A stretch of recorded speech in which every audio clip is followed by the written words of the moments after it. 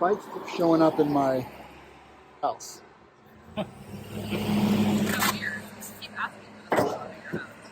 Oh, I see what you're saying now. You just need this plastic piece and a bulb. Well, Dad, it's either...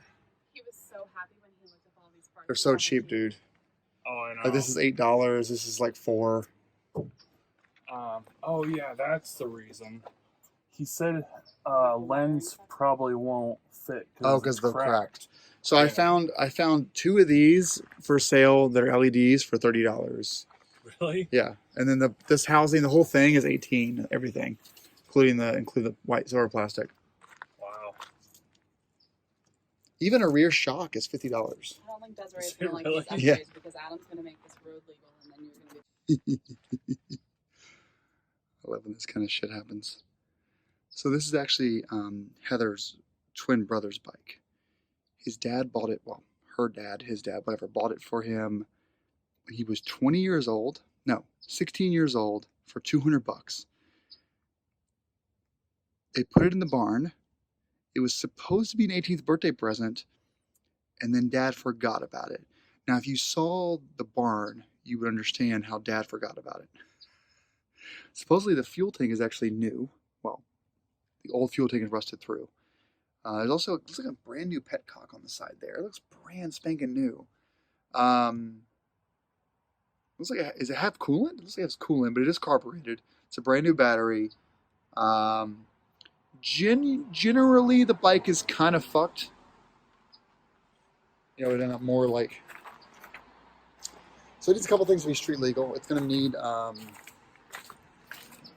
brake light cover, turn signal cover, license plate, obviously. The bracket's still in there. I can't get it to start.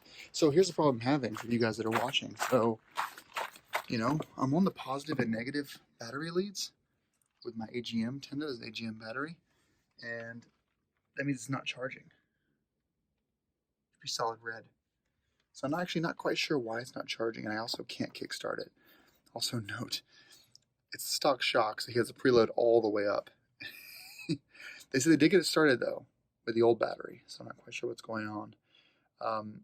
First look, I got it for $200, you know, 10, 15 years ago. First look, here's what I would do. This is me talking here. New battery done. Get it street legal. You know, make sure that all the lights and horn work. New chain and sprocket, running rear sprockets.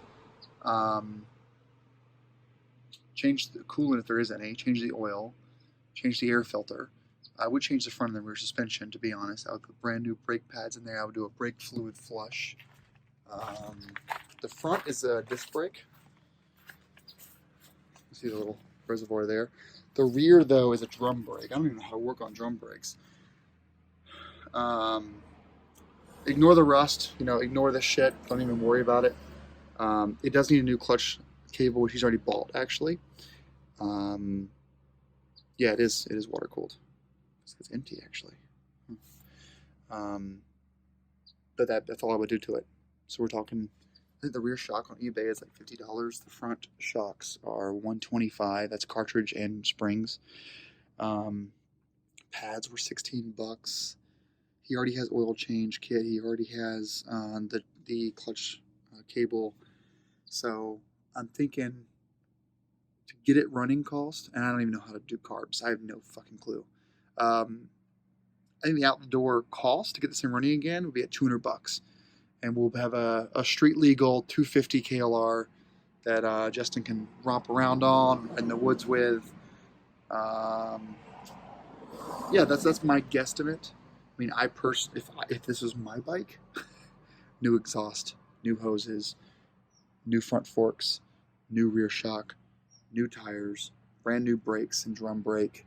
I'd go to LED turn signals, LED headlight. I would take a lot of the stuff off and like clean it up, brand new nuts and bolts, new brake lever, probably add an electric start to it, sand down the fuel tank and repaint it, reprime it paint, new handlebars, new grips. These are ugly. The starter, the on-off switch is kind of broken there. Yeah, it's still not charged. I don't know what's going on. And then maybe like take the engine out, have a professional like clean up the engine, start fresh, rebuild it. Oh, miles. What do we have on here? 8,000, is that right? Yeah, 8,000 miles on. That's a lot of miles for a single 250. But yeah, I had the hose here for this. And the fuel tank doesn't really sit right. What's going on here? It just kind of, is it not even bolted down? I don't know. Anyway, this is going to be a semi-project bike. I told him I would have it done for him for next riding season. Their winter project, basically. There's no anticipation on me getting this done this year. If I love working on this thing and have a lot of fun with it, then maybe a late 90s KLR 650 is in my future. I've always wanted a KLR. You can get a 650 for about $2 to $3 grand of that age. So maybe so. All right, guys. Well, this is going to be the last video on the KLR 250.